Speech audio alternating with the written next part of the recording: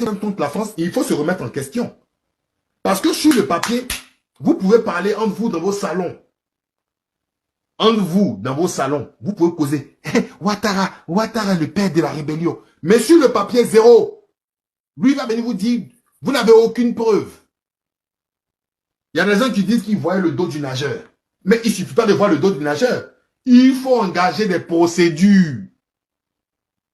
Ça ne fait pas sérieux. Donc, à partir d'aujourd'hui, si vous tenez des propos pour dire Ouattara est le père, il n'est aucunement le père de la rébellion. Celui qui est le père de la rébellion l'a endossé. Si vous voulez que Ouattara soit le père de la rébellion, il faut le prouver juridiquement. Parce que ce que vous dites, ça ne tient pas la route. On a eu un débat. Gbagbo Laurent, Alassane Ouattara. Dans les meetings, Gbagbo Laurent dit qu'il va prouver que c'est Ouattara qui est le père de la rébellion. Dans le débat, Gbagbo n'a rien dit. Gbagbo n'a rien dit. Il nous a rien prouvé. C'est fini, le débat, il est clos. Le débat, il est clos. C'est fini. Donc aujourd'hui, tous ceux qui vont dire que Ouattara est le père de la rébellion, désolé, vous n'avez aucune preuve. Vous n'avez aucun élément de preuve. Il faut qu'on soit carré, il faut qu'on soit sérieux dans ce qu'on fait. On n'est pas sérieux. Tu n'es pas sérieux, on ne va pas te respecter. Le Mali a quoi de particulier par rapport à la Côte d'Ivoire et la Côte d'Ivoire ne peut pas porter plainte contre la France? Qu'est-ce que les Maliens ont de particulier? Quelle eau de courage, quelle formule secrète les Maliens ont trouvé que nous, on ne peut pas trouver? Voilà. Vous me montrez Kone Zakaria, mais les propos de Kone Zakaria n'engagent que Kone Zakaria. Si Alassane veut même, il peut porter plainte contre Kone Zakaria pour diffamation. Et Kone Zakaria va s'expliquer devant une juridiction. Il n'a pas fait. Maintenant, vous, Kone Zakaria était là. Est-ce que vous avez porté plainte contre Kone Zakaria pour qu'il vienne nous expliquer quelles étaient ses motivations pour qu'il puisse dire ça sur Alassane Ouattara? Vous n'avez pas fait. Donc, Alassane n'est pas le père de la rébellion. Les hommes politiques qui viennent s'asseoir devant vous pour vous dire qu'il est le père, s'il est le père de la... Portez plainte contre Alassane Ouattara. Il y a plusieurs juridictions. Hein. Même si vous dites que la justice en Côte d'Ivoire est pour Ouattara, il y a d'autres juridictions. Vous avez des éléments de preuve. Portez plainte contre lui. On va voir. Portez plainte contre lui. Il y a le tribunal même de, je sais pas de quoi, de l'UEMOA ou quoi, non, de la CEDEAO. Allez porter plainte. Les trucs des droits de l'homme, les tribunaux internationaux. Allez porter plainte contre lui. Il va s'expliquer. Mais tu ne portes pas plainte contre lui, tu dis qu'il est le père de la rébellion. Sur quoi tu te fondes pour dire qu'il est le père de la rébellion? Tu accuses la France de déstabilisation, mais tu ne portes pas plainte contre la France. Tu n'engages pas de procédure, mais tu accuses. Mon ami, à un moment, il faut être sérieux. Si vous avez porté vos couilles, allez porter plainte. C'est comme ça.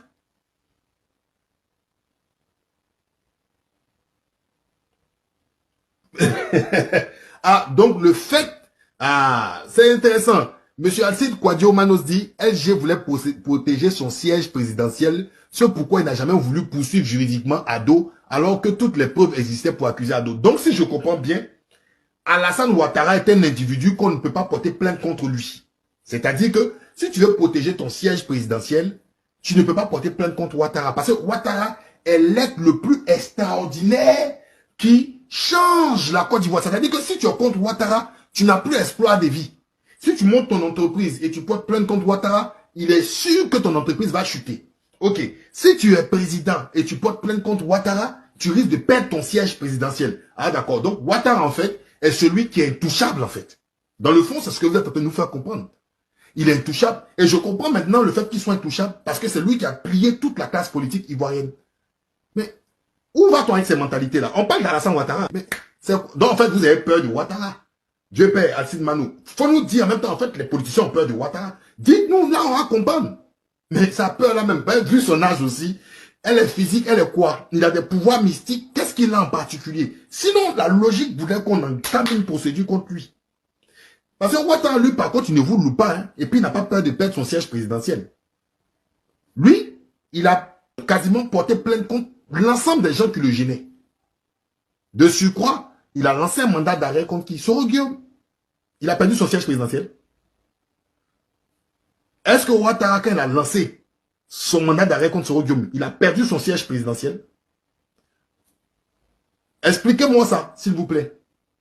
On a les théories des et si au conditionnel. Moi, je m'y fie absolument pas. Moi, je suis factuel. Qu'est-ce que tu as posé comme acte?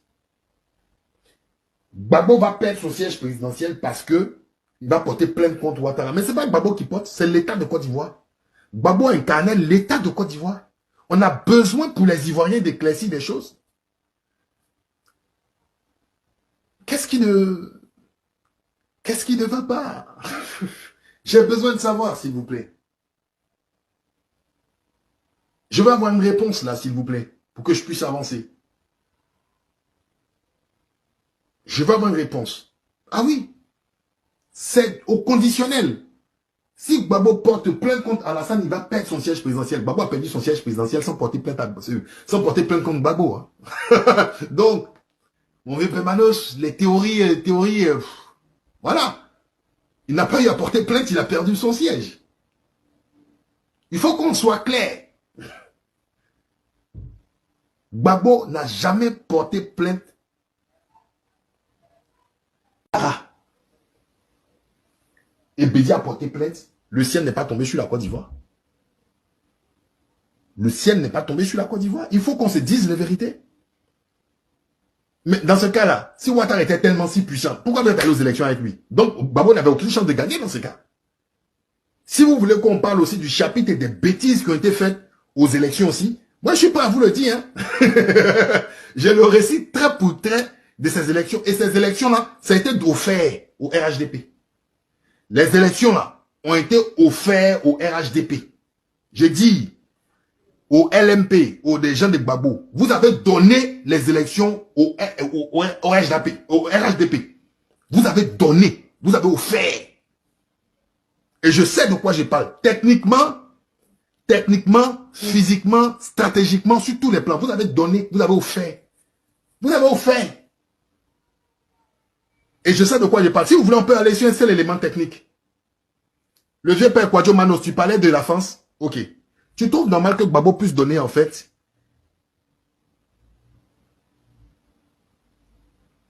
c'est-à-dire, la liste électorale est gérée par Sagem. Sagem. Et qui était le représentant de Sagem? C'est Sidi Kanyasi. Et Sidi Kanyasi était dans la rébellion. Je répète. La liste électorale, tu trouves normal que Gbagbo donne ça à Sagem. Et j'ai dit Sagem, le représentant s'appelle Sidi Kanyasi. Et Sidi Kanyasi, là, était quelqu'un qui était avec la rébellion.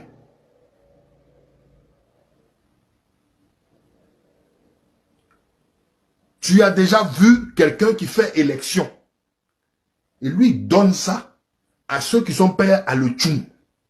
Bon, on appelle ça comme en politique. Sur quoi tu te bases et tu espères gagner les élections? Ça là, c'est de la faute de la France.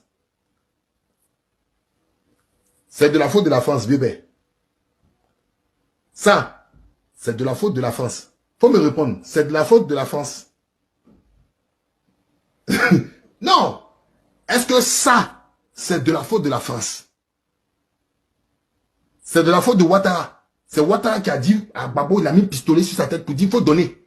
Les gars, regarde sérieux. Franchement, soyons sérieux, respectons-nous un petit moment, excusez-moi. Non mais, bon, qu'est-ce qui empêchait, moi, ce que je veux savoir, qu'est-ce qui empêchait les Gbagbo là, d'aller vers de la Russie ou des grandes puissances? Qu'est-ce qui les empêchait? Au contraire, eux, la situation était 2000 fois plus favorable même que cela. Qu'est-ce qui les empêchait? Qu'est-ce qui les empêchait? C'est ce que je suis en train de vous dire. Et c'est quelque chose qui découle dans tous les secteurs. Vous êtes des personnes qui, vous n'êtes pas sérieux. Et quand on n'est pas sérieux, on ne peut pas s'attendre à faire des exploits. Quand tu n'es pas sérieux, tu es bordélique, tu ne peux pas faire changer les choses. Ouattara est le père de la rébellion. Ouattara est le père de la rébellion. Mais sur quelle preuve vous basez que Ouattara est le père de la rébellion? Sur quelle preuve? Et donc, ne parlez pas de ce que vous ne savez pas. Géopolitique. Le temps des Gbagbo. Le temps des Gbagbo était plus favorable pour la Côte d'Ivoire de sortir de tout ça. À partir de 2004. 2004, la même Mamadou Koulibaly a dit porter plainte. Vous avez fait quoi? Vous n'avez rien fait. Vous n'avez rien fait.